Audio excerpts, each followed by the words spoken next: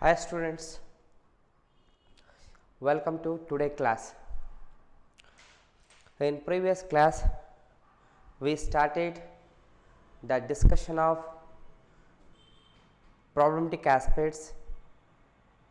The topic is mean, arithmetic mean. Last class ಅಲ್ಲಿ ನಾವು arithmetic mean ಅನ್ನೋ ಒಂದು ಟಾಪಿಕ್ನ ಡಿಸ್ಕಸ್ ಮಾಡೋದಕ್ಕೆ ಸ್ಟಾರ್ಟ್ ಮಾಡಿದ್ವಿ ಪ್ರಾಬ್ಲಮ್ಸ್ಗಳನ್ನು. So today also we continue of problematic aspects. ಇವತ್ತು ಕೂಡ ಪ್ರಾಬ್ಲಮೆಟಿಕ್ ಆಸ್ಪೆಕ್ಟ್ಸ್ನ ನಾವು ಮಾಡ್ತಾ ಹೋಗೋಣಂತೆ. ನಾವು ಫಾರ್ಮುಲಾದಲ್ಲಿ ಎಕ್ಸ್ಪ್ಲನೇಷನ್ಸ್ ಮಾಡಿರೋ ಪ್ರಕಾರ the problems we discuss in two group. One is ungrouped data, another one is grouped data. ಎರಡು ರೀತಿಯಾಗಿ ಡಾಟಾನ ನಾವು ಡಿವೈಡ್ ಮಾಡಿ ಅನ್ಗ್ರೂಪ್ಡ್ ಡಾಟಾ ಅಂತೇಳಿ ನಂಬರ್ 1, ಗ್ರೂಪ್ಡ್ ಡಾಟಾ ಅಂತೇಳಿ ನಂಬರ್ 2, ಈ ರೀತಿಯಾಗಿ ಡಿವೈಡ್ ಮಾಡಿ ಪ್ರಾಬ್ಲಮ್ಸ್ಗಳನ್ನು ಸ್ಟಾರ್ಟ್ ಮಾಡಬೇಕಾಗಿತ್ತು. ಅನ್ಗ್ರೂಪ್ಡ್ ಡಾಟಾದಲ್ಲಿ ಡೈರೆಕ್ಟ್ ಮೆಥಡ್ ಬರುತ್ತೆ, ಡಿವಿಯೇಷನ್ ಮೆಥಡ್ ಬರುತ್ತೆ. ನಾವು ನಿನ್ನೆ ಕ್ಲಾಸಲ್ಲಿ ಕಂಪ್ಲೀಟ್ ಮಾಡಿದ್ದೀವಿ, ಲಾಸ್ಟ್ ಕ್ಲಾಸಲ್ಲಿ. ಅದೇ ಥರ ಗ್ರೂಪ್ಡ್ ಡಾಟಾಗೆ ಬಂದಾಗ ಇದರಲ್ಲಿ ಡಿಸ್ಕ್ರೀಟ್ ಡಾಟಾ, ಕಂಟಿನ್ಯೂಸ್ ಡಾಟಾ ಅಂತೇಳಿ ಎರಡು ರೀತಿಯಾಗಿ ಡಿವೈಡ್ ಆಗ್ತಾ ಹೋಗುತ್ತೆ. ಅದರಲ್ಲೂ ಮತ್ತೆ ಡೈರೆಕ್ಟ್ ಮೆಥಡ್, ಡಿವಿಯೇಷನ್ ಮೆಥಡ್ ಅಂತೇಳಿ ನಾವು ನೋಡ್ತೀವಿ. ಮತ್ತು ಕಂಟಿನ್ಯೂಸಲ್ಲಿ direct method, step division method ಅಂತೇಳಿ ನಾವು ನೋಡ್ತಾ ಹೋಗ್ತೀವಿ. ಈ ರೀತಿಯಾಗಿ ರಿಲೇಟೆಡ್ ಇರೋಂಥ ಎಲ್ಲ ಫಾರ್ಮುಲಾಗಳನ್ನು ನಾನು ಆಲ್ರೆಡಿ ಟೇಬಲ್ ಕ್ರಿಯೇಟ್ ಮಾಡಿ ಬಾಕ್ಸಲ್ಲಿ ಬರ್ಸಿದ್ದೀನಿ ಅಲ್ವಾ. ಸೊ ಹಾಗಾದರೆ ಇವತ್ತು ನೆಕ್ಸ್ಟ್ ಟಾಪಿಕ್, ನೆಕ್ಸ್ಟ್ ಪ್ರಾಬ್ಲಮ್ಸ್ ತೊಗೊಂಡು ಸ್ಟಾರ್ಟ್ ಮಾಡ್ತಾ ಹೋದಾಗ ಪ್ರಾಬ್ಲಮ್ ನಂಬರ್ ನೆಕ್ಸ್ಟ್ ಒನ್, ಅಲ್ಲಿಗೆ ಒಂದು ಹೋಮ್ವರ್ಕ್ ಕೊಟ್ಟಿದ್ದೆ, ಒಂದು ಪ್ರಾಬ್ಲಮ್ಸ್ ನಾ ಮಾಡಿಸಿದ್ದೆ. ಹೋಮ್ವರ್ಕ್ ಮಾಡಿರ್ತೀರ ಅಂತ ಅಂದ್ಕೊಂಡಿದ್ದೀನಿ. ಹಾಗಾದರೆ ಈಗ next second problem, find mean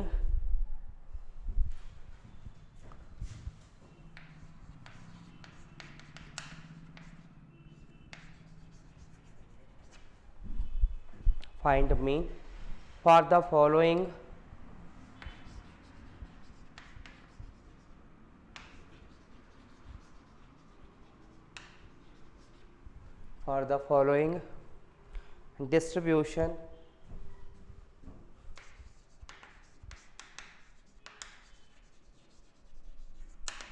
the following distribution by direct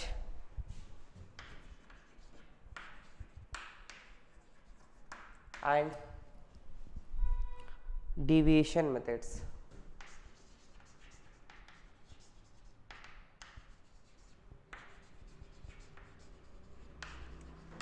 Deviations method. After that, x column,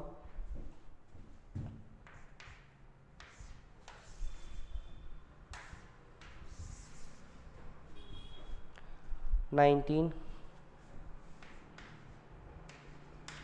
21, 23, 25, 27, 29, 31.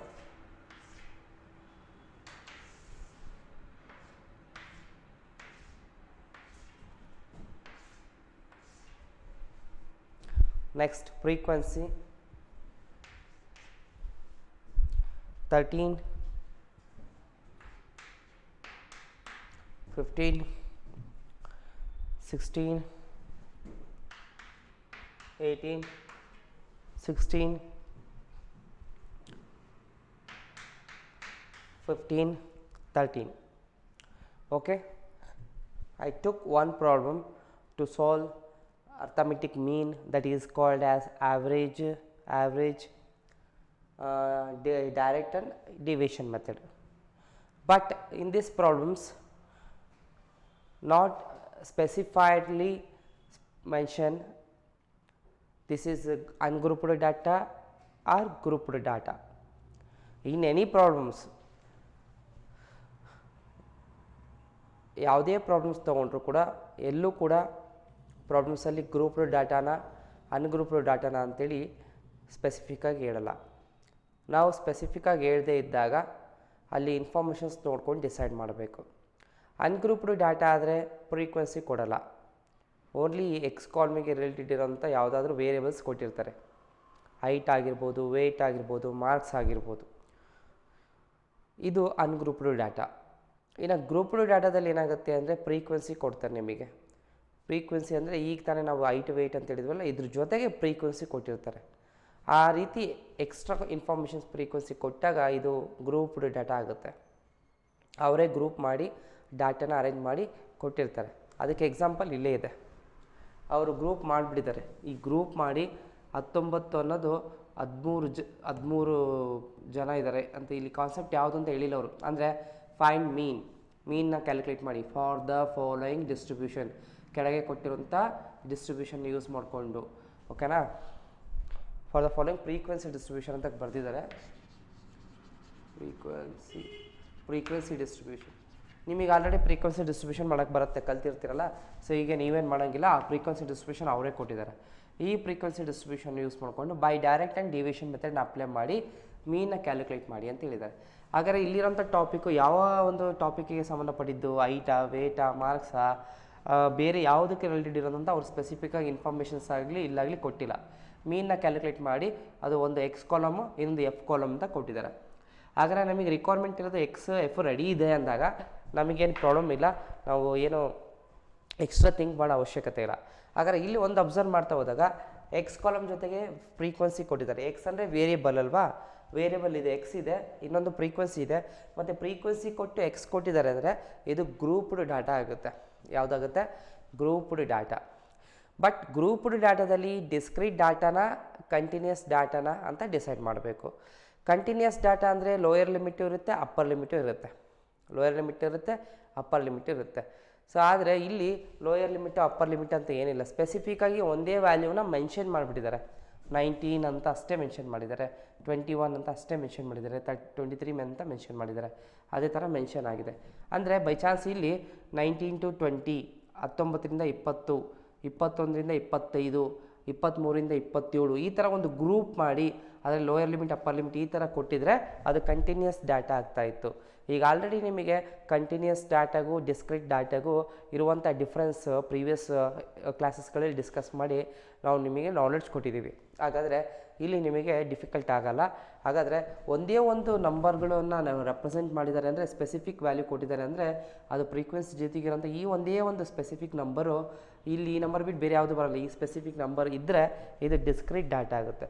ಆದರೆ ಇದು ಡಿಸ್ಕ್ರೀಟ್ ಡಾಟಾ ಅಂತೇಳಿ ನಮಗೆ ಐಡೆಂಟಿಫೈ ಆಯಿತು. ಡಿಸ್ಕ್ರೀಟ್ ಡಾಟಾ ಅಂದ್ಕೊಳ್ಳಿ ನಮ್ಮ ಮೈಂಡಲ್ಲಿ ಫಾರ್ಮುಲಾ ನಮಗೆ ರೀಕಾಲ್ ಆಗಬೇಕು. ಸೊ ಅದು ಫಾರ್ಮುಲಾ ಬರೋದಾದರೆ x bar is equal to summation f x by n ಅಂತೇಳಿ ಒಂದು ಫಾರ್ಮುಲಾ ಡೈರೆಕ್ಟ್ ಮೆಥಡ್ ಆಗುತ್ತೆ. ಇನ್ನೊಂದು ಫಾರ್ಮುಲಾ, ಸೊ ಅಲ್ಲಿಗೆ x bar is equal to a plus summation f u dash divide by n ಅಂತೇಳಿ second formula ಇದೆ.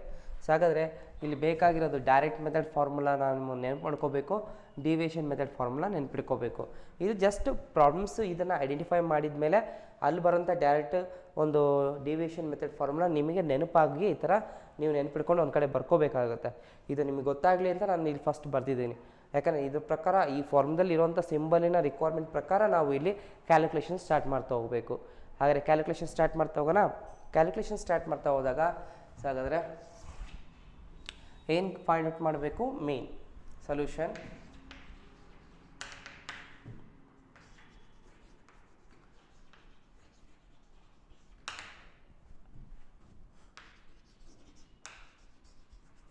ಮೀನ್, calculation of mean. Mean ಅಂದರೆ ಏನು?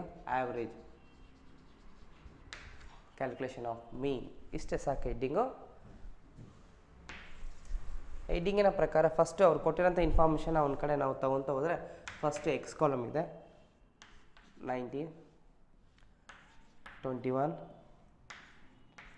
23, 25, 27, 29, 31. Next frequency ಕೊಟ್ಟಿದ್ದಾರೆ.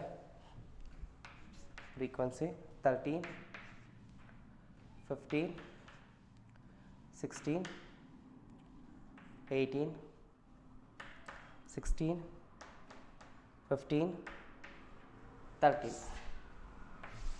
ಓಕೆನಾ? ಕೊಟ್ಟಿರೋಂಥ ಇನ್ಫಾರ್ಮೇಷನ್ನ ನಾನು ವರ್ಟಿಕಲ್ಲಾಗಿ ನಾನು ಹೆಡ್ಡಿಂಗ್ ಕ್ಯಾಲ್ಕುಲೇಷನ್ ಆಫ್ ಮೀನ್ ಮಾಡ್ತಾಯಿದ್ದೀನಿ ಅಂತೇಳಿ ತೊಗೊಂಡಿದ್ದೀನಿ. ಆದರೆ ಈಗ ಪ್ರಾಬ್ಲಮ್ ಸ್ಟಾರ್ಟ್ ಮಾಡ್ತಾ ಹೋದಾಗ ಫಸ್ಟು ನಾವು ಈಗ ಈ ಎರಡು ಫಾರ್ಮುಲಾ ಪ್ರಕಾರ ಫಸ್ಟ್ ಡೈರೆಕ್ಟ್ ಮೆಥಡ್ ಬೇಕಾಗಿರೋದ್ರಿಂದ ಡೈರೆಕ್ಟ್ ಮೆಥಡ್ ಫಾರ್ಮುಲಾ ಪ್ರಕಾರ ನಾವು ಕ್ಯಾಲ್ಕುಲೇಷನ್ಸ್ ಮಾಡ್ತಾ ಹೋಗೋಣಂತೆ. ಇಲ್ಲಿ summation f x divide by n ಅಂತ ಇದೆ. ಎನ್ ಅಂದರೆ ಏನು? ಎನ್ ಅಂದರೆ ಟೋಟಲ್ ಫ್ರೀಕ್ವೆನ್ಸಿ ಅಂತೇಳಿ. ಆ್ಯಕ್ಚುಲಿ ನಾವು ಲಾಸ್ಟ್ ಕ್ಲಾಸಲ್ಲಿ ಡಿಸ್ಕಸ್ ಮಾಡಿದ್ದು ಅನ್ಗ್ರೂಪ್ಡ್ ಡಾಟಾ. ಈಗ ಡಿಸ್ಕಸ್ ಮಾಡ್ತಾ ಇರೋದು ಗ್ರೂಪ್ಡ್ ಡಾಟಾ. ಅಲ್ಲಿ ಅನ್ಗ್ರೂಪ್ಡ್ ಡಾಟಾ ಇದ್ದಾಗ ಫ್ರೀಕ್ವೆನ್ಸಿ ಕೊಟ್ಟಿರಲಿಲ್ಲಲ್ವಾ, ಈ ಫ್ರೀಕ್ವೆನ್ಸಿ ಕಾಲಮ್ ಇರಲ್ಲ. ಅವಾಗ ಏನು ಮಾಡ್ತಿದ್ವಿ, 1 2 3 4 5 6 7 ಅಂತೇಳಿ ಎನ್ ಇಸ್ ಈಕ್ವಲ್ ಟು 7 ಅಂತ ತೊಗೊತಾ ಇದ್ವಿ. ಯಾವಾಗ ಫ್ರೀಕ್ವೆನ್ಸಿ ಕೊಟ್ಟಿಲ್ಲ ಅಂದರೆ ಅಲ್ಲಿ ಕೊಟ್ಟಿರೋಂಥ ಎಕ್ಸ್ ಕಾಲಮಿನ ನಂಬರ್ಸ್ ಎಷ್ಟು ಕೊಟ್ಟಿದ್ದಾರೆ ಅಂತ ಕೌಂಟ್ ಮಾಡಿ ತೊಗೊತಾ ಇದ್ವಿ. ಅದು ಸ್ಮಾಲ್ ಎನ್. ಇಲ್ಲಿ ನಾವು ಸ್ಮಾಲ್ ಎನ್ ಬೇಡ, ಏನು ಬೇಕು, ಬಿಗ್ ಎನ್. ನೋಡಿ, ಬಿಗ್ ಲೆಟರ್, ಕ್ಯಾಪಿಟಲ್ ಲೆಟರ್ ಏನು ಬೇಕು. ಆವಾಗ ನಮಗೆ ಬಿಗ್ ಲೆಟರ್ ಏನು ಬೇಕಂದರೆ ಫ್ರೀಕ್ವೆನ್ಸಿ ಟೋಟಲ್ ಮಾಡಬೇಕು. ಆದರೆ ಈ ಫ್ರೀಕ್ವೆನ್ಸಿ ಟೋಟಲ್ ಮಾಡಿದರೆ ನಮಗೆ ಸಮೇಷನ್ ಎಫ್ ಅಂತೇಳಿ ನಾವು ಕರಿತಾ ಹೋಗ್ತೀವಿ. ಎಫ್ ಕಾಲಮ್ ಟೋಟಲ್ ಮಾಡೋದ್ರಿಂದ ಯಾವ ಕಾಲಮ್ನ ಟೋಟಲ್ ಮಾಡ್ತೀರಾ ಆ ಕಾಲಮಿನ ಸಿಂಬಲಿಗೆ ಸಮೇಷನ್ ಆ್ಯಡ್ ಮಾಡಬೇಕು. ಸಮೇಷನ್ ಎಫ್ ಅಂತೇಳಿ ಕರಿತೀವಿ. ಬಟ್ ಈ ಸಮೇಷನ್ ಎಫಿಗೆ ಇನ್ನೊಂದು ಹೆಸರು ಎನ್ ಅಂತೇಳಿ. ಸಿಂಬಲ್ ಏನು? ಎನ್. ಸಮೇಷನ್ ಎಫ್ ಅಂದರೂ ಒಂದೇ, ಎನ್ ಅಂದರೂ ಒಂದೇ. ಹಾಗಾದ್ರೆ ಎನ್ ಈ ಇಲ್ಲಿರುವಂಥ ವ್ಯಾಲ್ಯೂಸ್ನ ಟೋಟಲ್ ಮಾಡಬೇಕು. ಸೊ ಹಾಗಾದ್ರೆ ಟೋಟಲ್ ಮಾಡ್ತಾ ಹೋದರೆ 3 5 8 8 6 14 14 ಪ್ಲಸ್ 22 22 ಪ್ಲಸ್ 6 28 28 5 33 33 ಪ್ಲಸ್ 3 35 5 3 ದಿಸ್ಕ 3 4 5 6 7 8 9 10 105 106 ಕೊಟ್ಟಿದ್ದಾರೆ. ಇಲ್ಲಿ ಲಾಸ್ಟ್ ನಂಬರ್ ಎಷ್ಟು? 13. ಎಸ್, 3 5 3 8 8 ಪ್ಲಸ್ 14 14 ಪ್ಲಸ್ 22 22 28 28 ಪ್ಲಸ್ 33 33 ಎಸ್ 36. ಒಂದು ನಂಬರ್ ತಪ್ಪಾಗಿದೆ. ಕರೆಕ್ಟ್, 106. ಹಾಗಾದರೆ ಟೋಟಲ್ 106 ಬರುತ್ತೆ. ಈ ಫ್ರೀಕ್ವೆನ್ಸಿ ಕಾಲಮ್ ಟೋಟಲ್ನ ನಾವು ಸಮೇಷನ್ ಎಫ್ ಆರ್ ಎನ್ ಯಾವುದಾದ್ರೂ ಸಿಂಬಲಲ್ಲಿ ನಾವು ರೆಪ್ರೆಸೆಂಟ್ ಮಾಡ್ಬೋದು. ಬಟ್ ಫಾರ್ಮುಲದಲ್ಲಿ ಜಾಸ್ತಿ ಯೂಸ್ ಮಾಡಿರೋದು ಯಾವುದು? ಎನ್ ಆಗಿರೋದ್ರಿಂದ ನಾನು ಸಮೇಷನ್ ಎಫ್ನ ಬಿಟ್ಟು ನಿಮಗೆ ಎನ್ ಅಂತಲೇ ಯೂಸ್ ಮಾಡ್ತಾ ಹೋಗ್ತೀನಿ. ಓಕೆನಾ? ಎರಡೆರಡು ಸಿಂಬಲ್ ರಿಕ್ವೈರ್ಮೆಂಟ್ ಇಲ್ಲ. ಹಾಗಾದರೆ ನಮಗೆ ಬೇಕಾಗಿರೋಂಥ ಸಿಂಬಲ್ ಎನ್ ನಾವು ಇಲ್ಲಿ ಕ್ಯಾಲ್ಕುಲೇಟ್ ಮಾಡ್ಕೊಂಡ್ವಿ. ಎನ್ ಆದಮೇಲೆ ನಮಗೆ ಇಲ್ಲಿ ನೆಕ್ಸ್ಟ್ ಏನು ಬೇಕು? ಎಫ್ ಎಕ್ಸ್ ಮಲ್ಟಿಪ್ಲೈ ಆಗಬೇಕು. ನೋಡಿ, ಸಮೇಷನ್ ಇದೆ, ಸಮೇಷನ್ ಬಿಡಿ, ಎಫ್ ಎಕ್ಸ್ ಕಾಲಮ್ ಇದ್ದಿದ್ದರೆ ಆ ವ್ಯಾಲ್ಯೂಸ್ನ ಟೋಟಲ್ ಮಾಡ್ಕೊಂಡಿದ್ರೆ ಸಮೇಷನ್ ಎಫ್ ಎಕ್ಸ್ ಸಿಗುತ್ತೆ. ಫಸ್ಟು ಎಫ್ ಎಕ್ಸ್ ಕಾಲಮ್ ಇಲ್ಲ, ಇಲ್ಲಿ ಎಕ್ಸ್ ಸಪ್ರೇಟ್ ಇದೆ, ಎಫ್ ಸಪ್ರೇಟ್ ಇದೆ. ಈ ಎಫು ಮತ್ತು ಎಕ್ಸನ್ನು ಮಲ್ಟಿಪ್ಲೈ ಮಾಡಿಕೊಂಡ್ರೆ ಎಫ್ ಎಕ್ಸ್ ಕಾಲಮ್ ಅಂತೇಳಿ ನಮಗೆ ಕ್ರಿಯೇಟ್ ಆಗುತ್ತೆ. ಹಾಗಾದರೆ ಎಫ್ ಎಕ್ಸ್ ಏನಿಲ್ಲ ಅಂದರೆ ಇದು ಮಲ್ಟಿಪ್ಲೈ ಮಾಡಬೇಕು ಅಂತ ಅರ್ಥ ಅಲ್ವಾ? ಹಾಗಾದರೆ ಎಫ್ ಎಕ್ಸನ್ನು ಮಲ್ಟಿಪ್ಲೈ ಮಾಡ್ತಾ ಹೋದರೆ ಎಫ್ ಎಕ್ಸ್ ಮಲ್ಟಿಪ್ಲೈ ಮಾಡ್ತಾ ಹೋದಾಗ 13 × 19 ಅಂದ್ರೆ ಒಂದೇ, 19 × 13 ಅಂದ್ರೆ ಒಂದೇ. ಹಾಗಾದರೆ 19 × 13 21 × 15 23 × 16 25 × 18 27 × 16 29 × 15 31 × 13. ಹಾಗಾದರೆ ಇಲ್ಲಿರುವಂಥ ಎಕ್ಸ್ ಫ್ರೀಕ್ವೆನ್ಸಿ ವ್ಯಾಲ್ಯೂಗೆ ಮಲ್ಟಿಪ್ಲೈ ಮಾಡಬೇಕು. ಮಲ್ಟಿಪ್ಲೈ ಮಾಡಿದಾಗ ನಿಮಗೆ ಬರೋಂಥ ವ್ಯಾಲ್ಯೂಸ್ಗಳು ಸೊ 2 47, ನೆಕ್ಸ್ಟು 315 368 450 432 435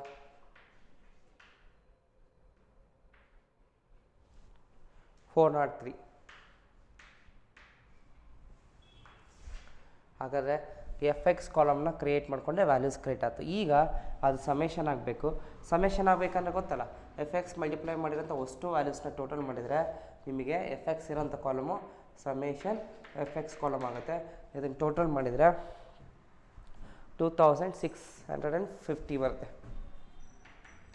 2650 ಬರುತ್ತೆ. ಆಮೇಲೆ ನೀವೇನು ಮಾಡಿ, ಫಾರ್ಮುಲಾ ತಗೊಳ್ಳಿ. ಆ ಫಾರ್ಮುಲಾ ಪ್ರಕಾರ ಇಲ್ಲಿ ಬರಿತಾ ಹೋಗ್ತೀನಿ. ಫಸ್ಟ್ ನಂಬರ್ 1 ಯಾವ method? Direct method formula x bar is equal to summation f x by n. ಅಲ್ಲಿಗೆ ಸಮೇಷನ್ ಎಫ್ ಎಕ್ಸ್ ಎಷ್ಟಿದೆ? 2650. ಎನ್ ಎಷ್ಟಿದೆ? 106. ಇದನ್ನು ಡಿವೈಡ್ ಮಾಡಿ. ಇದನ್ನು ಡಿವೈಡ್ ಮಾಡಿದಾಗ 25 ಬರುತ್ತೆ. ಈ 25 X bar answer. Arithmetic mean ಎಷ್ಟು 25. ಈ ಡಾಟಾಗೆ ರಿಲೇಟೆಡ್ ಇರೋಂಥ ಒಂದು ಅರ್ಥಮೆಟಿಕ್ ಮೀನ್ ಎಷ್ಟಿದೆ 25 ಇರುತ್ತೆ. ಓಕೆನಾ. ಇಲ್ಲಿ 25 ಅಂತ ಏನು ಆನ್ಸರ್ ಬಂದಿದೆಯಲ್ಲ, ಈ ಆನ್ಸರ್ 25 ಅನ್ನೋದು ಈ ಎಕ್ಸ್ ಕಾಲಮಲ್ಲಿ 19ಗಿಂತ ಎಬೋ ಇರುತ್ತೆ, 31ಗಿಂತ ಬಿಲೋ ಇರುತ್ತೆ. ಇನ್ ಬಿಟ್ವೀನ್ ಯಾವ್ದಾದ್ರು ನಂಬರ್ ಬರ್ಬೋದು. ಇಲ್ಲಿ 25 ಇದೆ, ಇಲ್ಲೂ 25 ಇದೆ.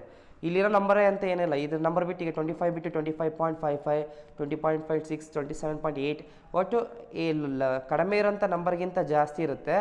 ಜಾಸ್ತಿ ನಂಬರ್ ಇರೋದಕ್ಕಿಂತ ಕಡಿಮೆ ಇರುತ್ತೆ. ಅಂದರೆ 19 ಮೇಲೆ 31 ಒಳಗೆ ಈ ಎಕ್ಸಿನ ವ್ಯಾಲ್ಯೂಸ್ ಒಳಗೆ ಯಾವುದಾದ್ರೂ ಒಂದು ನಂಬರ್ಸ್ ಇಲ್ಲಿ ಬರುತ್ತೆ ಆನ್ಸರು. ಇಲ್ಲಿ ನಿಮಗೆ 19ಗಿಂತ ಕಡಿಮೆ ಬಂತು ಅಂದರೆ ನೀವು ಮಾಡಿರೋಂಥ ಆನ್ಸರ್ ರಾಂಗ್ ಆಗಿರುತ್ತೆ. 31 ಎಬೋ ಬಂತು ಅಂದರೆ ಅದು ಕೂಡ ಆನ್ಸರ್ ಆ ಥರ ಎಬೋ ಬಂದರೆ ರಾಂಗ್ ಆಗುತ್ತೆ. ಯಾಕೆ ಅಂದರೆ ನಾವು ಸ್ಟಡಿ ಮಾಡೋವಂಥದ್ದು ಇದೇ ಎಕ್ಸ್ ಕಾಲಮಿನ ಇನ್ಫಾರ್ಮೇಷನ್ನ ಹಿಡ್ಕೊಂಡು ಆಗಿರೋದ್ರಿಂದ, ಇದಕ್ಕೆ ರಿಲೇಟೆಡ್ ಇರೋಂಥ ಇನ್ಫಾರ್ಮೇಷನ್ಸ್ ಆಗಿರೋದ್ರಿಂದ ಇದರಲ್ಲಿರೋಂಥ ಆನ್ಸರ್ಸ್ಗಳೇ ಮತ್ತೆ ನಮಗೆ ವ್ಯಾಲ್ಯೂಸ್ಗಳು ಇನ್ ಬಿಟ್ವೀನ್ ಬರೋಂಥದ್ದು ಆಗಿರಬೇಕು. ಇದು ನಿಮಗೆ ಎಕ್ಸ್ಟ್ರಾ ಇನ್ಫಾರ್ಮೇಷನು ನನ್ನ ಕಡೆಯಿಂದ ನೀವು ಪ್ರಾಬ್ಲಮ್ಸ್ ಮಾಡೋವಂಥದ್ದು ರೈಟ್ ಆರ್ ರಾಂಗ್ ಅಂತೇಳಿ ಡಿಸೈಡ್ ಮಾಡೋದಕ್ಕೆ. ಈಗ ಲಾಸ್ಟಿಗೆ ಆನ್ಸರ್ಸ್ ಬಂದಮೇಲೆ ಈಗ ಎಕ್ಸಾಂಪಲ್ ಬೈ ಚಾನ್ಸ್ 25 ಬರಲಿಲ್ಲ, 35 ಬಂತು. ಇಲ್ಲಿ ಬರಬೇಕು 35 ಎಲ್ಲಿದೆ? ಇಲ್ಲಿ 35 ಇರೋದೇ ಹೈಯೆಸ್ಟ್ ಲಾಸ್ಟ್ 31ಗಿಂತ ಕಡಿಮೆ ಇರಬೇಕಿತ್ತು, ಬಟ್ ಇಲ್ಲಿ ಜಾಸ್ತಿ ಬಂದಿದೆ. ಆವಾಗ ನೀವು ಇಲ್ಲಿ ಮಾಡಿರೋಂಥ ಕ್ಯಾಲ್ಕುಲೇಷನ್ಸು ಯಾವುದಾದ್ರೂ ಮಿಸ್ಟೇಕ್ಸ್ ಆಗಿದೆ ಅಂಥೇಳಿ ನಾವು ಈಸಿಯಾಗಿ ಡಿಸೈಡ್ ಮಾಡ್ಬೋದು. ಅದು ಪರ್ಪಸ್ಸಿಗೋಸ್ಕರ ನಾನು ನಿಮಗೆ ಇಷ್ಟೆಲ್ಲ ಹೇಳ್ತಾ ಇದ್ದೇನೆ. ಹಾಗಾದರೆ ಇಲ್ಲಿ 25 ಬಂದಿದೆ. 25 ಅನ್ನೋದು 35ಗಿಂತ ಬಿಲೋ, 19ಗೆ ಎಬೋ, ಇನ್ ಬಿಟ್ವೀನ್ ಇರೋದ್ರಿಂದ ಇದು ಆನ್ಸರ್ ಕರೆಕ್ಟ್ ಇದೆ ಅಂತೇಳಿ ಎಕ್ಸ್ ಬಾರ್ ಹೇಳ್ತೀವಿ. ಬಟ್ ಇದೇ ಬರಬೇಕು ಅನ್ನೋದು ಏನಿಲ್ಲ, ಯಾವುದಾದ್ರೂ ಬರ್ಬೋದು. ಕ್ಲಿಯರಾ? ಸೊ ಈ ರೀತಿಯಾಗಿ ನಾವು ಒಂದು ಡೈರೆಕ್ಟ್ ಮೆಥಡ್ ಮೂಲಕ ಫಸ್ಟು ಡಿಸ್ಕ್ರೀಟ್ ಡಾಟಾ, ಇದು ನಾವು ಮತ್ತೆ ಮರಿಬಾರ್ದು, ಹೆಡ್ಡಿಂಗ್ ಬರಿತೀನಿ, ಡಿಸ್ಕ್ರೀಟ್ ಡಾಟಾ. ಇದು ಡಿಸ್ಕ್ರೀಟ್ ಡಾಟಾ. ಈ ಡಿಸ್ಕ್ರೀಟ್ ಡಾಟಾದಲ್ಲಿ ಫಸ್ಟು ನಾನು ಡೈರೆಕ್ಟ್ ಮೆಥಡ್ ಮಾಡಿದೆ. ಈಗ ಸೆಕೆಂಡ್ ಒನ್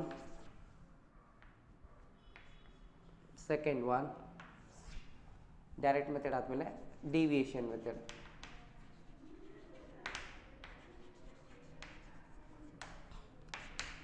ಹಾಗಾದರೆ ಡಿವಿಯೇಷನ್ ಮೆಥಡ್ ತಗೊಂಡಾಗ A plus summation f u dash divided by N.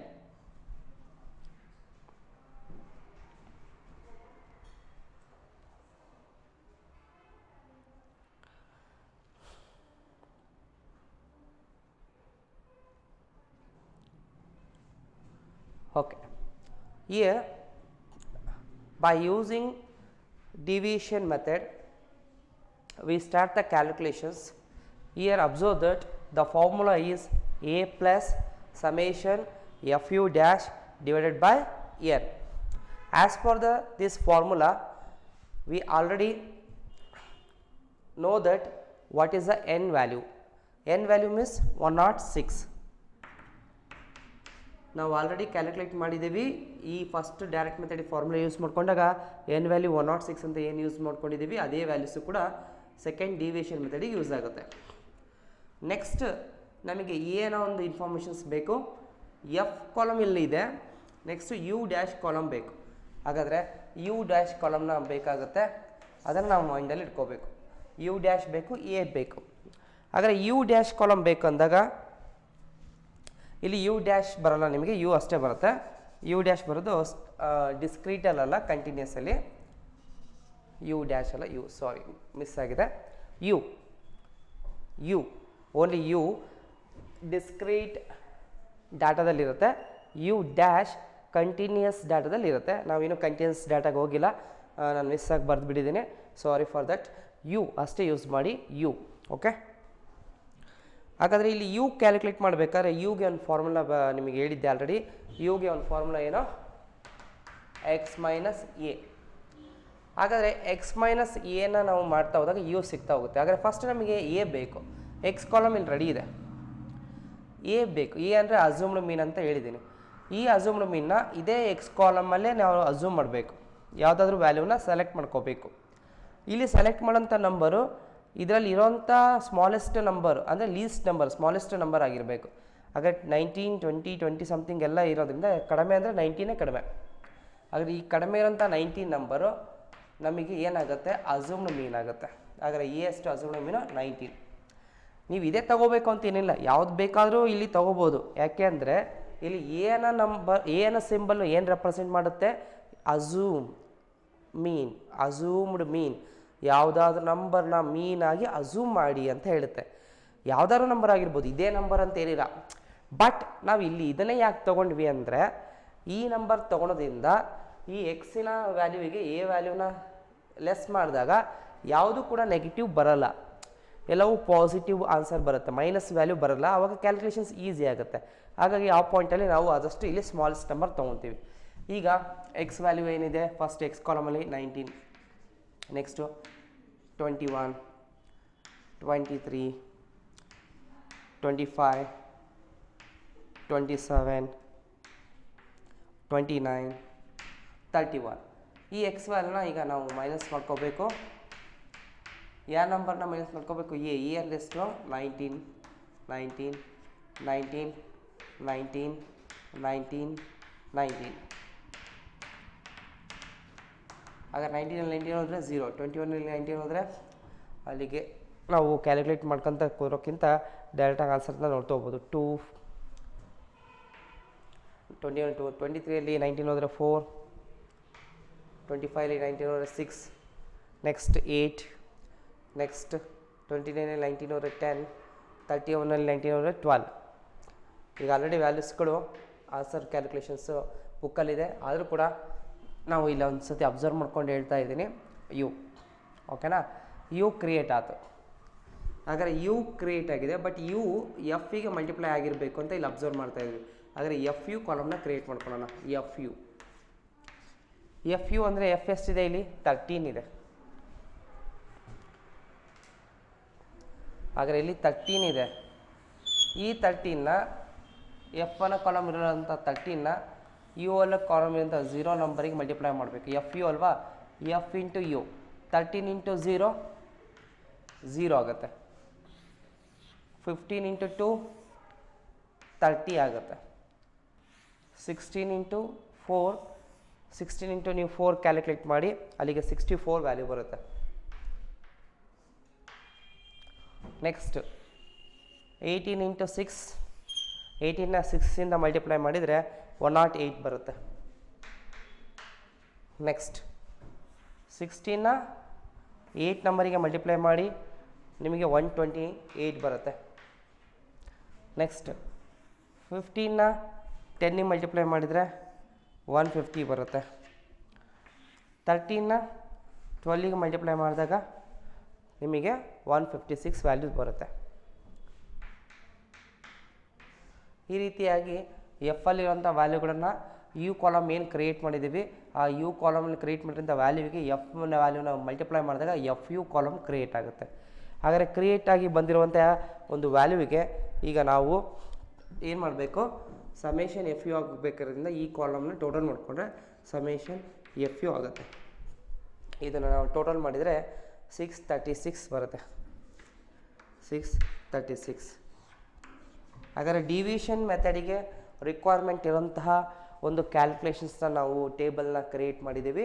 Next ಇದನ್ನು ಫಾರ್ಮುಲಾಕ್ಕೆ ಅಪ್ಲೈ ಮಾಡಿದರೆ ಸಮೇಷನ್ ಎಫ್ ಯು ಏನಿದೆ 636 ಇದೆ. ಆಲ್ರೆಡಿ ನಾನು ಲಾಸ್ಟ್ ಕ್ಲಾಸಲ್ಲಿ ಹೇಳಿದ್ದೀನಿ, 19ನ ಪ್ಲಸ್ ಅಂತೇಳಿ 636ನೇ ಪ್ಲಸ್ ಮಾಡಿಬಿಡಿ, ಫಸ್ಟ್ ಇದು ಡಿವೈಡ್ ಮಾಡಿ. ಹಾಗಾಗಿ ಇದು ಡಿವೈಡ್ ಮಾಡಬೇಕಾಗಿರೋದ್ರಿಂದ ಸಪ್ರೇಟಾಗೆ 19 ಆಗಿ ಕ್ಯಾರಿ ಮಾಡಬೇಕು. ಹಾಗಾಗಿ ಇದನ್ನು ಡಿವೈಡ್ ಮಾಡಿದರೆ ನಿಮಗೆ 6 ಬರುತ್ತೆ. 19 ಪ್ಲಸ್ 6 ಆ್ಯಡ್ ಮಾಡಿದರೆ 25 ಅಲ್ವಾ? ಹಾಗಾದರೆ ಎಕ್ಸ್ಪಾನ್ ಆನ್ಸರು 25 ಇದೆ. ಯಾವ ಮೆಥಡಲ್ಲಿ? ಡಿವಿಯೇಷನ್ ಮೆಥಡಲ್ಲಿ 25 ಇದೆ. ಆಲ್ರೆಡಿ ಡೈರೆಕ್ಟ್ ಮೆಥಡಲ್ಲೂ 25 ಬಂದಿದೆಯಲ್ಲ. ಮೆಜಾರಿಟಿ ಯಾವುದೇ ಪ್ರಾಬ್ಲಮ್ಸ್ ತೊಗೊಂಡು 2 ಮೆಥಡ್ ಮಾಡಿದರೂ ಆನ್ಸರು ಸೇಮ್ ಬರುತ್ತೆ. ಹಾಗಾಗಿ ಈ ಥರ ನಾವು ಯಾವ ರೀತಿಯಾಗಿ ಕ್ಯಾಲ್ಕುಲೇಷನ್ಸ್ ಮಾಡಬೇಕು ಒಂದು ಡಿಸ್ಕ್ರೀಟ್ ಡಾಟಾದಲ್ಲಿ ಅಂತೇಳಿ ನಾವು ನೋಡ್ತಾ ಹೋದ್ವಿ. I hope you understood how to calculate the discrete data problem.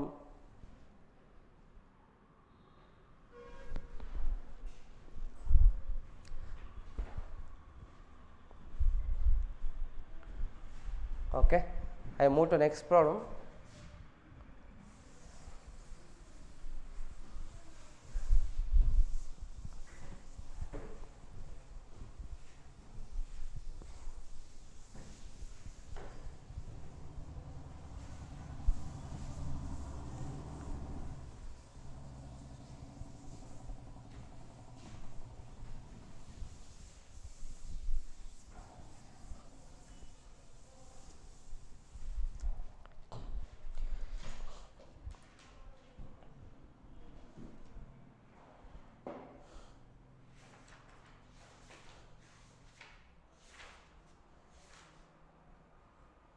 I give one homework, I give one problem to homework. Compute AM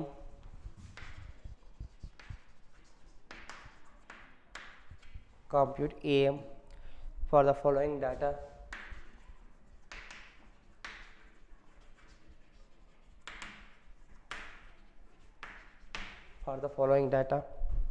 X column 2, 3, 4, 5, 6, 7, 8, 9, 10, 11.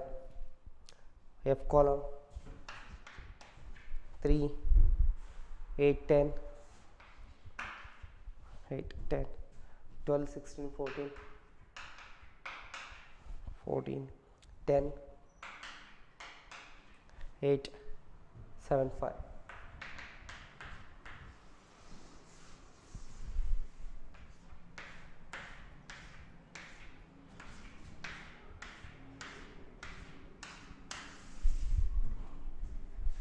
ನೋಡಿ, ಈ ಪ್ರಾಬ್ಲಮ್ನ ನಾನು ನಿಮಗೆ ಸೇಮ್ ನಾನು ಏನು ಹೇಳ್ಕೊಟ್ಟಿದ್ದೀನಿ ಅದೇ ವೆರೈಟಿಯಲ್ಲಿ ಇರೋಂಥ ಒಂದು ಪ್ರಾಬ್ಲಮ್ ಆಗಿರೋದ್ರಿಂದ ಈ ಪ್ರಾಬ್ಲಮ್ ನೀವು ಹೋಮ್ವರ್ಕ್ ಅಂತ ತೊಗೊಂಡು ಕ್ಯಾಲ್ಕುಲೇಷನ್ಸ್ ಮಾಡ್ತಾ ಹೋಗಿ.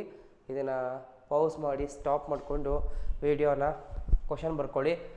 ಪ್ರಾಬ್ಲಮ್ಸ್ನ ಈಗ ನಾನು ಎಕ್ಸ್ಪ್ಲೇನ್ ಮಾಡಿರೋ ಪ್ರಕಾರ ಸಾಲ್ವ್ ಮಾಡ್ತೀರಲ್ವಾ? ಓಕೆ, ನೆಕ್ಸ್ಟ್ ಹಾಗಾದರೆ ಪ್ರಾಬ್ಲಮ್ ನಂಬರ್ 2 ಆಯಿತು. ಪ್ರಾಬ್ಲಮ್ ನಂಬರ್ 3ಗೆ ಹೋಗೋಣವಾ? Problem number 3, find mean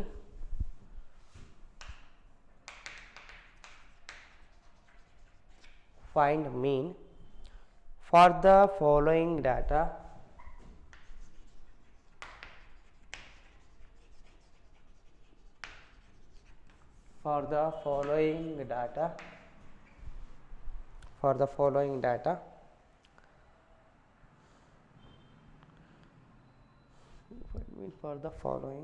data by direct and step deviation method. By direct and step deviation method. ನೋಡಿ, ಇಲ್ಲಿ ನಾನು ಈ ಫಸ್ಟ್ ಬಾಕ್ಸ್ ಇನ್ನೂ ಬರೆದಿಲ್ಲ ಇನ್ಫಾರ್ಮೇಷನ್ಸು, ಆದರೂ ಕೂಡ ನಿಮಗೆ ಅಡ್ವಾನ್ಸಾಗಿ ಎಕ್ಸ್ಪ್ಲೇನ್ ಮಾಡ್ತಾ ಹೋದಾಗ ಇಲ್ಲಿ ಮೀನ್ ಕ್ಯಾಲ್ಕುಲೇಟ್ ಮಾಡೋಕ್ಕೆ ಕೇಳಿದ್ದಾರೆ. ಕೊಟ್ಟಿರೋಂಥ ಕೆಳಗಡೆ ಇರೋಂಥ ಡಾಟಾನ ಯೂಸ್ ಮಾಡಿಕೊಂಡು ಯಾವ ಮೆಥಡ್? Direct method. ಇನ್ನೊಂದು ಏನು ಹೇಳಿದ್ದಾರೆ? ಸ್ಟೆಪ್ ಡಿವಿಯೇಷನ್ ಮೆಥಡ್ ಅಂತ ಹೇಳಿದ್ದಾರೆ. ಸ್ಟೆಪ್ ಡಿವಿಯೇಷನ್ ಮೆಥಡ್ ಹೇಳಿದ್ದಾರೆ ಅಂದರೆ ಕೆಳಗಡೆ ಕೊಡುವಂಥ ಡಾಟಾ ಕಂಟಿನ್ಯೂಯಸ್ ಡಾಟಾನೇ ಆಗಿರಬೇಕು. ಯಾಕಂದರೆ ಸ್ಟೆಪ್ ಡಿವಿಯೇಷನ್ ಮೆಥಡ್ ಅಂತೇಳಿ ಸ್ಪೆಸಿಫಿಕ್ಕಾಗಿ ಯೂಸ್ ಮಾಡೋದು ಓನ್ಲಿ ಕಂಟಿನ್ಯೂಯಸ್ ಡಾಟಾದಲ್ಲಿ. ಹಾಗಾಗಿ ಸ್ಟೆಪ್ ಡಿವಿಯೇಷನ್ ಡಾಟಾದಲ್ಲಿ ಇಲ್ಲಿ ಕ್ಯಾಲ್ಕುಲೇಟ್ ಮಾಡಿ ಅಂತ ಇಲ್ಲಿ ಹೇಳಿದ್ದಾರೆ. ಅಂದರೆ ಹೆಡ್ಡಿಂಗ್ ನೋಡಿದ್ಕೊಳ್ಳೇ ನಿಮಗೆ ಗೊತ್ತಾಗುತ್ತೆ ಇದು ಯಾವುದು ಕಂಟಿನ್ಯೂಯಸ್ ಡಾಟಾ. ಕಂಟಿನ್ಯೂಸ್ ಡಾಟಾ ಅಂದರೆ ಏನು? 0 to 10, 10 to 20, 20 to 30 lower limit ಇರುತ್ತೆ, ಅಪ್ಪರ್ ಲಿಮಿಟ್ ಇರುತ್ತೆ. ಒಂದು ಕ್ಲಾಸಲ್ಲಿ 2 ವ್ಯಾಲ್ಯೂಸ್ ಇರುತ್ತೆ. ಹಾಗಾದರೆ ಇಲ್ಲಿ ಯಾವುದು ಆ ಒಂದು ಇನ್ಫಾರ್ಮೇಷನ್ಸ್ ಕೊಟ್ಟಿದ್ದಾರೆ ನೋಡಿದಾಗ ಮಾರ್ಕ್ಸ್ ಕೊಟ್ಟಿದ್ದಾರೆ. ಮಾರ್ಕ್ಸ್ ಇದೆ. ಮಾರ್ಕ್ಸಲ್ಲಿ 10 to 25, 10 to 25, 25 to 40, 45 to 55, 55 to 70, 70 to 85, 85 to 100. Next, number of students. Number of students 6, 50, 44, 26, 3, 1. ಇದು ಹೋಮ್ವರ್ಕ್ ಮಾಡ್ತೀರಲ್ವಾ? ರಬ್ ಮಾಡಲಾ?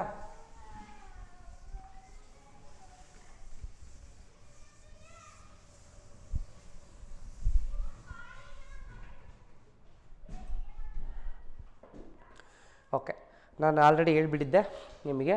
ಒಂದೊಂದು ಕ್ಲಾಸಲ್ಲೂ 2 ವ್ಯಾಲ್ಯೂಸ್ನ ರೆಪ್ರೆಸೆಂಟ್ ಮಾಡ್ತಾರೆ, ಕೊಟ್ಟಿರ್ತಾರೆ. Lower limit, upper limit, lower limit, upper limit, lower limit, upper limit ಅಂತೇಳಿ. ಹಾಗಾದರೆ ಯಾವಾಗ ಕಂಟಿನ್ಯೂಸ್ ಡಾಟಾ ಆಗುತ್ತೆ ಆವಾಗ ನಿಮಗೆ ಸೋ ಮೆನಿ ಕ್ಲಾಸಸ್ಗಳನ್ನ ನೋಡಿದ್ವಿ, inclusive class, exclusive class, open and mid value ಅಂತೇಳಿ. ಇದು ಜಸ್ಟ್ ಹಾಗೆ ನಾವು ಅಬ್ಸರ್ವ್ ಮಾಡೋದಾದರೆ ಇದು ಯಾವುದಾಗಿದೆ ಅಂತ ಬರೋದಾದರೆ ಇದು ಎಕ್ಸ್ಕ್ಲೂಸಿವ್ ಟೈಪ್ ಕ್ಲಾಸ್ ಮಾರ್ಕ್ ಆಗಿದೆ. ಅಂದರೆ ಫಸ್ಟ್ ಕ್ಲಾಸಲ್ಲಿ ಇರುವಂತಹ ಅಪ್ಪರ್ ಲಿಮಿಟು ನೆಕ್ಸ್ಟ್ ಕ್ಲಾಸಿನ ಲೋಯರ್ ಲಿಮಿಟ್ ಆಗಿರುತ್ತೆ. ಸೆಕೆಂಡ್ ಕ್ಲಾಸಲ್ಲಿರೋ ಅಪ್ಪರ್ ಲಿಮಿಟು 40, ನೆಕ್ಸ್ಟ್ ಕ್ಲಾಸಿನ ಲೋಯರ್ ಲಿಮಿಟ್ ಆಗಿದೆ 40. ಹಾಗಾದರೆ ಇಲ್ಲಿ ಸೇಮ್ ಇದೆ. ಈ ರೀತಿ ಒಂದು ಕ್ಲಾಸಲ್ಲಿರೋದು ಹೈಯೆಸ್ಟ್ ನಂಬರು ನೆಕ್ಸ್ಟ್ ಕ್ಲಾಸಿಗೆ ಲೋಯೆಸ್ಟ್ ಆಗಿದ್ದರೆ ನೋಡಿ, ಇಲ್ಲಿ 70, 85ರಲ್ಲಿ 70 ಅನ್ನೋದು ಕಡಿಮೆ, ಈ 70 ಅನ್ನೋದು ಇಲ್ಲಿ ಕಡಿಮೆ, ಆದರೆ ಮೇಲಿನ ಕ್ಲಾಸಲ್ಲಿ 55, 70 ಕಂಪೇರ್ ಮಾಡಿದಾಗ 70 ಜಾಸ್ತಿ. ಈ ರೀತಿ ಇರುವಂಥದ್ದು ನಾವು ಎಕ್ಸ್ಕ್ಲೂಸಿವ್ ಕ್ಲಾಸ್ ಅಂತ ಕರಿತೀವಿ. ನಮಗೀಗ ಪ್ರಾಬ್ಲಮ್ಸು ಮೆಜಾರಿಟಿ ಎಕ್ಸ್ಕ್ಲೂಸಿವ್ ಕ್ಲಾಸಲ್ಲಿ ಇರಬೇಕು.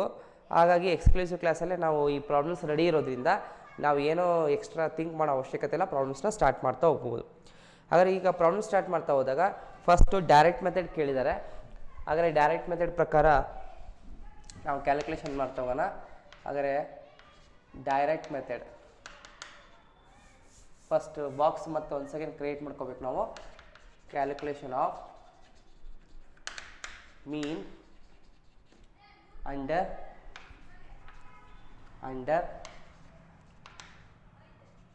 ಡೈರೆಕ್ಟ್ ಆ್ಯಂಡ್ ಡೈರೆಕ್ಟ್ ಮೆಥಡ್ ಇನ್ನೊಂದು ಯಾವುದು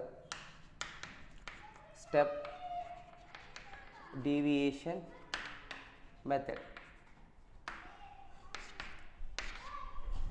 ಹಾಗಾದರೆ ಕೊಟ್ಟಿರೋದು ಮಾರ್ಕ್ಸ್ನ ನಾವು ಎಕ್ಸ್ ಅಂತ ತೊಗೋಬೇಕು, ಯಾಕಂದರೆ ಅದು ವೇರಿಯಬಲು. 10 to 25, 25 to 40, 40 to 55, 55 to 70, 70 to 85, 85 to 100. Frequency number of students ಅಲ್ಲೇನೋ ಫ್ರೀಕ್ವೆನ್ಸಿ 6, 50, 44, 26, 3, 1. ಮಾರ್ಕ್ಸ್ ಯಾವಾಗಲೂ ವೇರಿಯಬಲ್ ಅಲ್ವಾ, ಈ ವೇರಿಯಬಲ್ನ ಎಕ್ಸ್ ಅಂತೀವಿ, ನಂಬರ್ ಆಫ್ ಸ್ಟೂಡೆಂಟ್ಸ್ನ ಅಂತ ಕರಿತೀವಿ. ಫ್ರೀಕ್ವೆನ್ಸಿ ಅಂದರೆ ಮಾರ್ಕ್ಸು 10ರಿಂದ 25 ಮಧ್ಯೆ 6 ಜನ ತೆಗೆದಿದ್ದಾರೆ ಅನ್ನೋದು ಫ್ರೀಕ್ವೆನ್ಸಿ. 25ರಿಂದ 40 ಒಳಗೆ ಮಾರ್ಕ್ಸ್ ತೆಗೆದಿರೋರು 50 ಜನ ಇದ್ದಾರೆ ಅನ್ನೋದು ಸ್ಟೂಡೆಂಟ್ಸ್, 50 ಸ್ಟೂಡೆಂಟ್ಸ್ ಇದ್ದಾರೆ ಅನ್ನೋದು ಫ್ರೀಕ್ವೆನ್ಸಿ.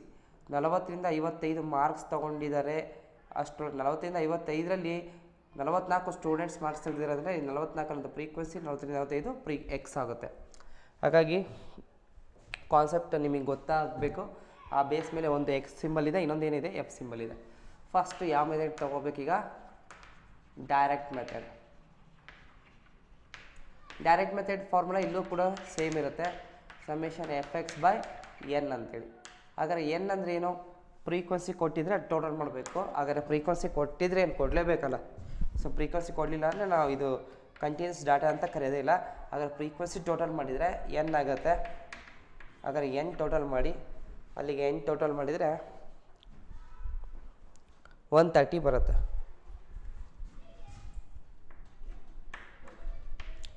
ಫ್ರೀಕ್ವೆನ್ಸಿ 130 ಬಂದಿದೆ. ನೆಕ್ಸ್ಟ್ ಅಲ್ಲಿಗೆ ಎನ್ನ ವ್ಯಾಲ್ಯೂ 130 ಅಂತ ಗೊತ್ತಾಯಿತು. ಎಫ್ನ ಎಕ್ಸಿಗೆ ಮಲ್ಟಿಪ್ಲೈ ಮಾಡಬೇಕು. ಓಕೆ, ಇಲ್ಲಿ ನೋಡಿ, ಎಫ್ಗೆ ಎಕ್ಸಿನ ಮಲ್ಟಿಪ್ಲೈ ಮಾಡಬೇಕಂದ್ರೆ 6ನ 10ಗೆ ಮಲ್ಟಿಪ್ಲೈ ಮಾಡ್ತೀರಾ, 25 ಮಾಡ್ತೀರಾ, ಅಥವಾ 10, 25 ಮಧ್ಯೆ ಬರೋಂಥ ಯಾವ ನಂಬರಿಗೆ ಮಲ್ಟಿಪ್ಲೈ ಮಾಡ್ತೀರಾ. ಓಕೆ, ಈ ರೀತಿಯಾಗಿ ನಮಗೆ ಇಲ್ಲಿ ಒಂದು ಕ್ವಶನ್ಸ್ ಅರೈಸ್ ಆಯಿತು. ನೋಡಿ 50 ಇದೆ, 50ನ 25ಗೆ ಮಲ್ಟಿಪ್ಲೈ ಮಾಡಬೇಕಾ, 40 ಮಲ್ಟಿಪ್ಲೈ ಮಾಡಬೇಕಾ, ಈ ಇನ್ ಬಿಟ್ವೀನ್ ಬರೀ ಯಾವ ನಂಬರಿಗೆ ಮಲ್ಟಿಪ್ಲೈ ಮಾಡಬೇಕು, ಇಲ್ಲಿ ಕನ್ಫ್ಯೂಷನ್ಸ್ ಇದೆ. ಈಗ ಅದೇ ಇದು ಕಂಟಿನ್ಯೂಸ್ ಡಾಟಾ ಆಗಿಲ್ಲ ಅಂದಿದ್ರೆ ಇದು ಯಾವ ಡಾಟಾ, ಇದು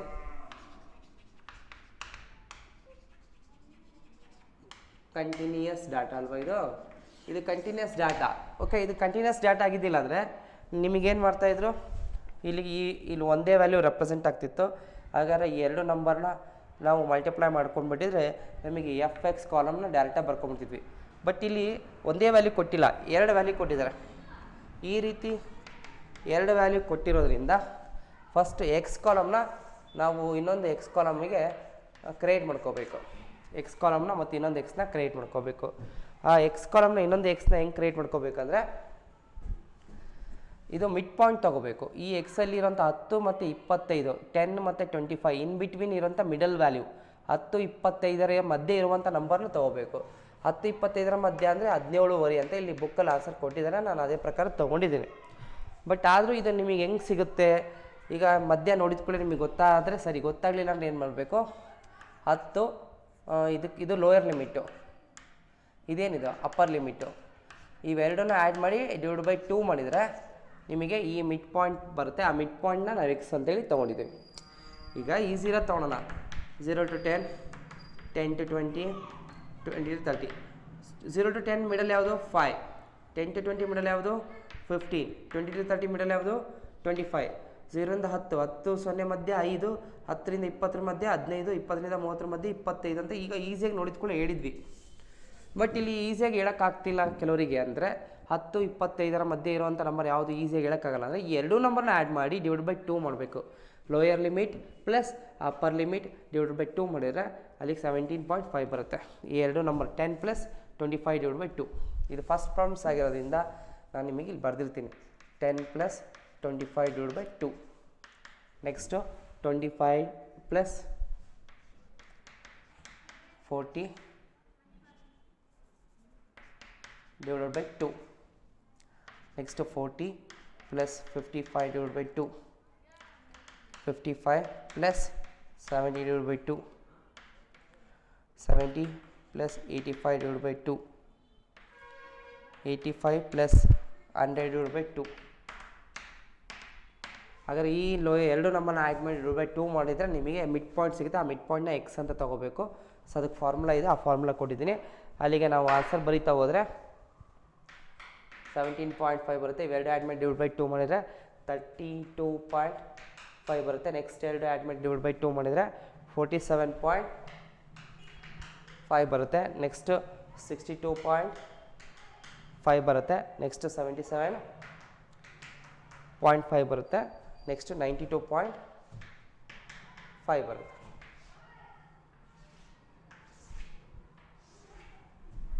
ಅರ್ಥ ಆಯ್ತಾ? ಈಗ ಎಕ್ಸ್ ಕಾಲಮ್ನ ಮಿಡ್ ಪಾಯಿಂಟ್ ಆಗಿ ಬರ್ಕೊಂಡು ಎಕ್ಸ್ ಅಂತ ಮತ್ತೆ ಹೆಡ್ಡಿಂಗ್ ಕೊಟ್ಟಿದ್ದೀನಿ. ಈಗ ನೀವು ಎಕ್ಸ್ಗೆ ಸಿಂಗಲ್ ನಂಬರ್ ಆಯ್ತಲ್ವ, ಈ ಸಿಂಗಲ್ ನಂಬರ್ ಆದಮೇಲೆ ಈಗ ಇದನ್ನು ಎಫ್ ಜೊತೆ ಮಲ್ಟಿಪ್ಲೈ ಮಾಡ್ಕೊಂಡಾಗ ನಿಮಗೆ FX ಕಾಲಮ್ ಕ್ರಿಯೇಟ್ ಆಗುತ್ತೆ. ಹಾಗಾದರೆ FX ಕಾಲಮ್ನ ಕ್ರಿಯೇಟ್ ಮಾಡ್ತಾ ಹೋದಾಗ F × X, ಎಫ್ ಎಷ್ಟಿದೆ 6, 50, 44, 26, 3, 1.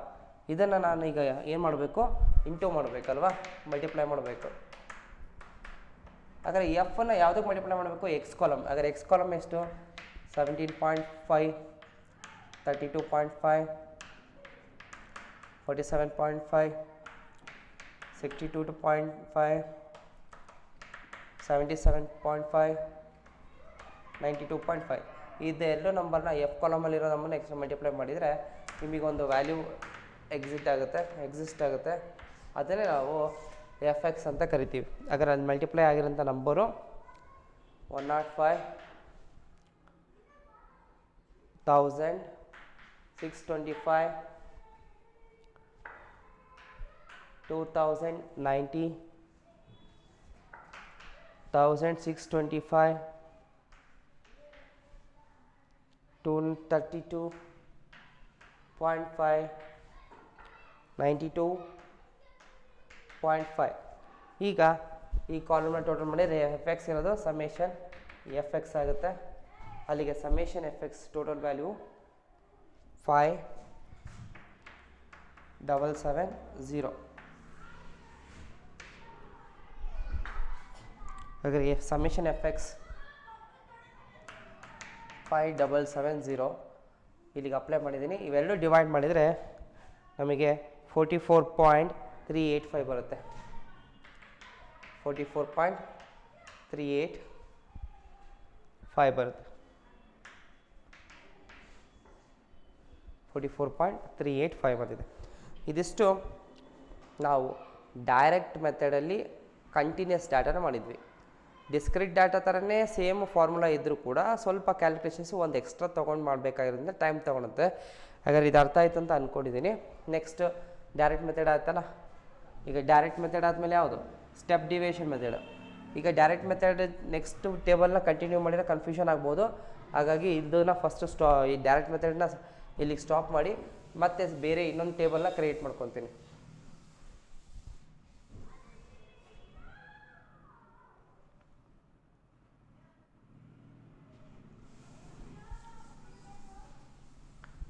ಹಾಗಾದರೆ ಇನ್ನೊಂದು ಕಾಲಮ್ ಕ್ರಿಯೇಟ್ ಮಾಡ್ತಾ ಹೋದಾಗ ಅಲ್ಲೂ ಎಕ್ಸ್ ಎಫ್ ಎಕ್ಸ್ ಸೇಮ್ ಇರುತ್ತೆ, ಇಲ್ಲಿ ಚೇಂಜಸ್ ಆಗ್ತಾ ಹೋಗೋದನ್ನು ಚೇಂಜ್ ಮಾಡ್ತೀವಿ.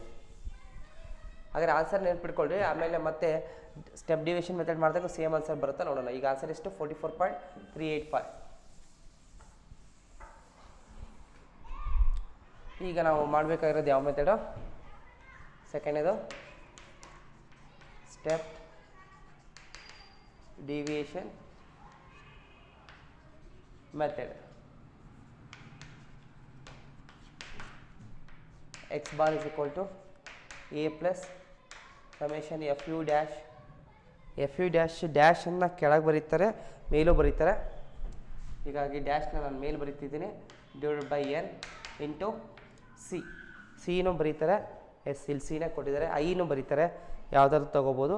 ನಿಮಗೆ ಬುಕ್ಸಲ್ಲಿ ಯಾವುದಿದೆ ಅದೇ ಸಹ ಜಾಸ್ತಿ ಯೂಸ್ ಮಾಡಿದ್ದೀನಿ, ಕನ್ಫ್ಯೂಷನ್ ಆಗಬಾರ್ದು ಅಂತೇಳಿ. ಓಕೆನಾ? ಈಗ ಒಂದೊಂದೇ ಕಾಲಮ್ನ ನಾವು ಕ್ರಿಯೇಟ್ ಮಾಡ್ತಾ ಹೋಗಬೇಕು. ಒಂದೊಂದೇ ಕಾಲಮ್ನ ಕ್ರಿಯೇಟ್ ಮಾಡ್ತಾ ಹೋದಾಗ ನೆಕ್ಸ್ಟ್ ಫಸ್ಟ್ ಬರೋದು ಯಾವುದು? C a class intervals frequency x column ready ಇದೆ. ನೆಕ್ಸ್ಟ್ ಇಲ್ಲಿ ಫಾರ್ಮುಲಾ ಪ್ರಕಾರ ಬಂದಾಗ ಎ ವ್ಯಾಲ್ಯೂಸ್ ಇನ್ನೂ ಗೊತ್ತಿಲ್ಲ, ಏನು ಗೊತ್ತು? ಎಷ್ಟು ಟೋಟಲ್ ಆಲ್ರೆಡಿ ಮಾಡಿದ್ದೇವಲ್ಲ 130. ಸಿ ಗೊತ್ತಾಗುತ್ತೆ. ಸಿ ಅಂದರೆ ಏನಿಲ್ಲ, ಬಿಡುತ್ತು 10 25 ಮಧ್ಯೆ ವ್ಯತ್ಯಾಸ ಎಷ್ಟಿದೆ? 15. 10 to 25 ಬಿಟ್ವೀನ್ 25 to 40 ಬಿಟ್ವೀನ್ ಎಷ್ಟಿದೆ? ಎಲ್ಲ ಕಡೆ ಕಾಮನಾಗಿ ಪ್ರತಿ ಕ್ಲಾಸಲ್ಲೂ 15 ಡಿಫ್ರೆನ್ಸ್ ಇದೆ. ಆ 15 ಡಿಫ್ರೆನ್ಸ್ನ ಸಿ ಅಂತೇಳಿ ತಗೋಬೇಕು. ಸಿ 15. ಓಕೆನಾ? ನೆಕ್ಸ್ಟ್ ಹಾಗಾದ್ರೆ ಎ ಬೇಕು. ಎಗಿಂತ ಮತ್ತೆ ಯು ಡ್ಯಾಶ್ ಕೇಳಿದ್ದಾರೆ. ಯು ಡ್ಯಾಶ್ಗಿಂತ ಮತ್ತೆ ಯು ಮಾಡ್ಬೋದು. ಯು ಹಾಗಾದರೆ ಯು ಅಂದರೆ ಏನು? ನೀವು ಯು ಅಂದರೆ ಏನು ಆಲ್ರೆಡಿ ಕಲ್ತಿದ್ದೀರಲ್ಲ, ಅದೇ ಯು ಆಗುತ್ತೆ. ಯು ಅಂದರೆ ಎಕ್ಸ್ ಮೈನಸ್ ಎ. ಎಕ್ಸ್ ಅಂದರೆ ಇಲ್ಲೇ ಇದೆಯಲ್ಲ, ಎಕ್ಸ್ ಅಂದರೆ ಇದೇ ವ್ಯಾಲ್ಯೂಸ್ಗಳು 17.5, 32.5, 47.5, 62.5, 77.5, 92.5. ಹಾಗಾದರೆ ಎಕ್ಸ್ ವ್ಯಾಲ್ಯೂನ ಬರೆದಿದ್ದೀನಿ. ಮತ್ತೆ ಏನು ಮಾಡಬೇಕೀಗ? ಎ ಬೇಕು. ಎ ಅಂದರೆ ಅಸ್ಯೂಮ್ಡ್ ಮೀನು. ಎ ಯಾವಾಗಲೂ ಎಕ್ಸ್ ಕಾಲಮ್ನೇ ತೊಗೊತೀವಿ. ಈ ಎಕ್ಸ್ ಈಗ ಯೂಸ್ ಮಾಡ್ಕೊಳಂಗಿಲ್ಲ, ಇದನ್ನು ನಾವು ಸಿಂಪ್ಲಿಫೈ ಮಾಡಿ ಮಿಡ್ ಪಾಯಿಂಟ್ ಬರ್ಕೊಂಡಿದ್ದಾವಲ್ಲ, ಇದೇ ಎಕ್ಸ್ ಆಗುತ್ತೆ. ಹಾಗಾದರೆ ಇಲ್ಲಿರೋಂಥ ಸ್ಮಾಲ್ ನಂಬರ್ ಯಾವುದು? ಸ್ಮಾಲ್ ನಂಬರ್ ಅಂದರೆ ಯಾವುದು ಇದೆಯಲ್ಲ, ಫಸ್ಟ್ ನಂಬರೇ ಸ್ಮಾಲ್ ನಂಬರು 17.5 ಅಸ್ಯೂಮ್ಡ್ ಮೀನು. ಹಾಗಾದರೆ 17.5ನೇ ಎಲ್ಲ ಕಡೆ ಅಪ್ಲೈ ಮಾಡಬೇಕು.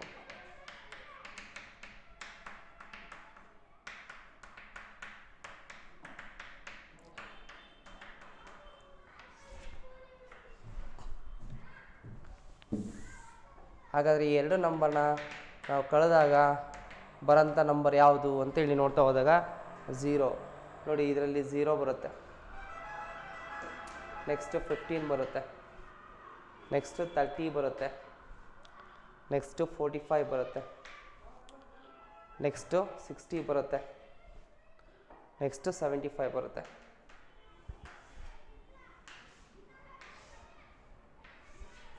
ಹಾಗಾದರೆ ಇಲ್ಲಿ ಯು ಕ್ರಿಯೇಟ್ ಮಾಡಿಕೊಂಡೆ. ಈಗ ಯು ಆದಮೇಲೆ ಯು ಡ್ಯಾಶ್ ಬೇಕು. ಯು ಡ್ಯಾಶ್ ಅಂದರೆ X minus A divide by C ಅಂತೇಳಿ ಫಾರ್ಮುಲಾ. ಹಾಗಾದರೆ X minus A divide by C ಅನ್ನೋ ಫಾರ್ಮುಲಾ ಪ್ರಕಾರ ಎಕ್ಸ್ ಮೈನಸ್ ಎ ಮಾಡಿರೋಂಥ ವ್ಯಾಲ್ಯೂ ಯು ಕಾಲಮ್ ಇಲ್ಲಿದೆನಾ, ಅಲ್ಲಿಗೆ ಫಸ್ಟ್ 0 ಇದೆ. ಸಿ ಅಂದರೆ ಎಷ್ಟು? 15. ಸಿ ಅಂದರೆ 15. ಹಾಗಾದರೆ 0/15, 15/15, 30/15, 45/15, 60/15, 75/15. ಅಂದರೆ X minus A column. X minus A ಅಂದರೆ ನಥಿಂಗ್ ಬಟ್ ಯು. ಯು ಅಂದರೆ nothing but X minus A. X minus A value ಇಲ್ಲಿ ರೆಡಿ ಇದೆ. ಈ ರೆಡಿ ಇರೋಂಥ ವ್ಯಾಲ್ಯೂಸು ಸಿಯಿಂದ ಡಿವೈಡ್ ಆಗಬೇಕು. ಸಿ ಅಂದರೆ ಏನು? ಬಿಡ್ತು 15 ಅಂತೇಳಿ ಆಲ್ರೆಡಿ ಇಲ್ಲಿ ಎಕ್ಸಲ್ಲಿ ಇರೋಂಥ ಡಿಫ್ರೆನ್ಸನ್ನ ನಾವು ನೋಡಿಕೊಂಡು ಇಲ್ಲಿ ಬರ್ಕೊಂಡಿದ್ವಲ್ಲ, ಸಿ ಅಂತ ಬಿಡ್ತು. ಆ 15ಅಲ್ಲಿ ಡಿವೈಡ್ ಮಾಡ್ತಾ ಹೋಗಿದ್ದೀನಿ. ಹಾಗಾದರೆ ಡಿವೈಡ್ ಮಾಡ್ತಾ ಹೋದಾಗ 0 ಬರುತ್ತೆ, ಇದನ್ನು 1 ಬರುತ್ತೆ, ಇಲ್ಲಿ 2 ಬರುತ್ತೆ, 3 ಬರುತ್ತೆ, 4 ಬರುತ್ತೆ, 5 ಬರುತ್ತೆ. ಅಲ್ಲಿಗೆ ಆನ್ಸರ್ 0 1 2 3 4 5 ಬರುತ್ತೆ. ನೀವು ಯುನ ಕ್ರಿಯೇಟ್ ಮಾಡ್ಕೊಳೋದು ಬಿಟ್ಟು ಡೈರೆಕ್ಟಾಗಿ ಯು ಡ್ಯಾಶ್ ಆದರೂ ಕ್ರಿಯೇಟ್ ಮಾಡ್ಕೋಬೋದು, ಇಲ್ಲಾಂದರೆ ಯುನ ಕ್ರಿಯೇಟ್ ಮಾಡಿ ಯು ನಂಬರ್ ಹಿಡ್ಕೊಂಡು ಯು ಡ್ಯಾಶ್ ಆದರೂ ಮಾಡ್ಬೋದು, ಹೆಂಗಾದರೂ ಮಾಡ್ಬೋದು. ಈಗ ಬುಕ್ಸ್ಗಳಲ್ಲಿ ನೀವು ರೆಫರೆನ್ಸ್ ತೊಗೊಂಡು ಈಗ ಸ್ಟಡಿ ಮಾಡೋಂಥ ರೀಸನ್ಸ್ಗಳು ಇರ್ಬೋದು ಅನ್ನೋ ಪರ್ಪಸ್ಸಿಗೋಸ್ಕರ ಹೇಗಿದೆ ಹಾಗೆ ಮಾಡ್ತಾ ಇದ್ದೀನಿ. ಆಫ್ಲೈನಿಗೆ ಬಂದಾಗ ಮತ್ತೆ ರಿವಿಷನ್ ಮಾಡಿದಾಗ ಒಂದು ಸೆಕೆಂಡ್ ಡಿಸ್ಕಸ್ ಮಾಡಿದಾಗ ನಿಮಗೆ ಇದರಲ್ಲಿ ಯಾವುದು ರೀಚ್ ಆಗಿದೆ ಯಾವುದಾಗಿಲ್ಲ ಡಿಸ್ಕಸ್ ಮಾಡಿ ನಿಮ್ಮ ಅನುಕೂಲ ಪ್ರಕಾರ ಮೆಥಡ್ಸ್ನ ಅಪ್ಲೈ ಮಾಡ್ಕೊತಾ ಹೋಗೋಣಂತೆ. ಹಾಗಾದರೆ ಯು ಡ್ಯಾಶ್ ರೆಡಿ ಆಯಿತು. ಈ u dash f u multiply ಆಗಬೇಕು. ಹಾಗಾದರೆ next column f u dash. ಹಾಗಾದರೆ next column f u dash ಅಂತ ಹೇಳಿ ತೊಗೊಂಡಾಗ ಎಫ್ ಎಷ್ಟಿದೆ 6 ಇದೆ ಎಫ್ ಕಾಲಮಲ್ಲಿ, ಯು ಡ್ಯಾಶ್ ಎಷ್ಟಿದೆ 0 ಇದೆ. ಹಾಗಾದರೆ 6 × 0 0. ನೆಕ್ಸ್ಟ್ ಎಫಲ್ಲಿರೋದು 50, ಯು ಡ್ಯಾಶಲ್ಲಿರೋದು 1, 50 × 1 50. ನೆಕ್ಸ್ಟ್ ಎಫಲ್ಲಿರೋದು 44, ಯು ಡ್ಯಾಶಲ್ಲಿರೋದು 2, 44 × 2 88. ನೆಕ್ಸ್ಟ್ 26 × 3, 26ನ ನಾವು 3 ಟೈಮ್ ಮಾಡಿದಾಗ 78 ಬರುತ್ತೆ. ನೆಕ್ಸ್ಟ್ 3ನ 4 ಜೊತೆ ಮಲ್ಟಿಪ್ಲೈ ಮಾಡಿರಿ, ಅಲ್ಲಿಗೆ ನಾವೇನು ಹೇಳೋಂಗಿಲ್ಲ. 3 4 ಎಷ್ಟು 12, 4 3 12, 3 4 12. ನೆಕ್ಸ್ಟ್ 1 × 5, 1 × 5 5 ಆಗುತ್ತೆ. ಈಗ ಎಫ್ ಯು ಡ್ಯಾಶ್ ಇರೋದು ಸಮೇಷನ್ ಎಫ್ ಯು ಡ್ಯಾಶ್ ಆಗಬೇಕಂದ್ರೆ ಇದನ್ನು ಟೋಟಲ್ ಮಾಡಿದರೆ ಸಮೇಷನ್ ಎಫ್ ಯು ಡ್ಯಾಶ್ ಆಗುತ್ತೆ. ಹಾಗಾದರೆ ಟೋಟಲ್ ಮಾಡಿರೋಂಥ values summation f you dash 233 ಬಂದಿದೆ. ಇಲ್ಲಿಗೆ ಟೇಬಲ್ ಕಂಪ್ಲೀಟ್ ಆಗುತ್ತೆ. ಆದರೆ ಈ ಕ್ಯಾಲ್ಕುಲೇಟ್ ಮಾಡಿದಂಥ 233ನ ನಾವು ಇಲ್ಲಿ ಅಪ್ಲೈ ಮಾಡ್ತಾ ಹೋಗೋಣ. 233 ಇಲ್ಲಿ ಅಪ್ಲೈ ಮಾಡ್ತಾ